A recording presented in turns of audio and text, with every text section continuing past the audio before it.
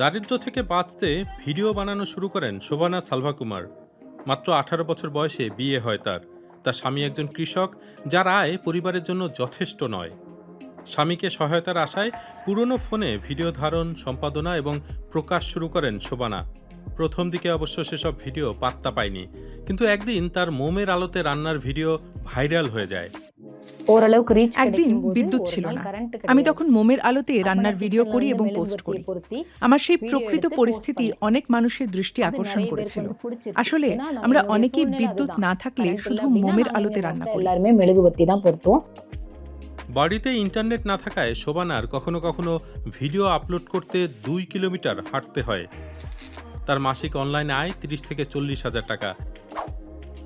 যদিও এই আয়ের ফলে তার পরিবার লাভবান হচ্ছে, তার আত্মীয় স্বজন বিষয়টি ইতিবাচকভাবে নেয়নি। আমার চ্যানেলের মাধ্যমে অন্যদেরকে জানাতে চাই যে সত্যতা এবং সরলতা সাফল্য আনতে পারে।